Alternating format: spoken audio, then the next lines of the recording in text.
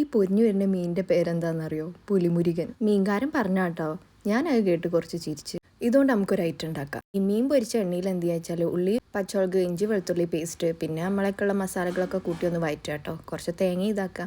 പിന്നെ മുള്ളു കൂടാതെ ഈ മീനൊന്ന് അതിലോട്ട് ഇട്ട് കൊടുക്കുക. ഏത് മീൻ വേണമെങ്കിലും എടുക്കാം കേട്ടോ. പക്ഷെ മത്തിയൊന്നും എടുക്കരുതേ, മുള്ളെടുത്തുങ്ങൾ കുഴങ്ങും. ഇനിയിപ്പോൾ ഒന്നുമില്ല, ജസ്റ്റ് മൈദമാവ് എടുത്തിട്ട് ദോശ ആക്കി ചുടുക കേട്ടോ. പിന്നെ അതിൻ്റെ മുകൾക്ക് നമ്മൾ ഈ മസാല അങ്ങോട്ട് ഇടുക കേട്ടോ. അതിൻ്റെ അടി വല്ല മുള്ളും കാണുകയാണെങ്കിൽ അതങ്ങോട്ട് എടുത്തിട്ടോളി. ഈ ഐറ്റം ഹെൽത്തി ആണെങ്കിലും അത്ര ഈസി അല്ല എന്നാ ഞാൻ പറയുള്ളൂ. കാരണം നിങ്ങൾ തന്നെ ഒന്ന് കണ്ടോളി. ഇപ്പം മനസ്സിലായില്ലേ ഞാൻ പറഞ്ഞതിൻ്റെ അർത്ഥം? ഇത് പിന്നെ എൻ്റെ കൈവില്ലായ്മ കേട്ടോ. നിങ്ങൾക്ക് ഇച്ചിരി കുക്കിങ്ങിനെ പറ്റി വിവരം ഉണ്ടെങ്കിൽ ഇങ്ങനൊരു ഗതി വരില്ല കേട്ടോ. പിന്നെ മൈദ ഹെൽത്തി അല്ല എന്ന് പറയുന്നവരോട് നിങ്ങൾ ഗോതമ്പ് പൊടി കൊണ്ട് ഉണ്ടാക്കിക്കോളി എന്ന് പറയാനുള്ള ധൈര്യമൊന്നും എനിക്കില്ല കേട്ടോ. കാരണം മൈദ കൊണ്ട് ഉണ്ടാക്കിയാൽ തന്നെ എൻ്റെ ഇങ്ങനെ കൊളായിട്ടാണ് കിടക്കണം. ഏതായാലും കുറേ തോൽവിക്ക് ശേഷം ഉരുട്ടിപ്പറ്റി ഞാൻ ഏകദേശം ഒന്ന് സെറ്റാക്കിട്ടോ.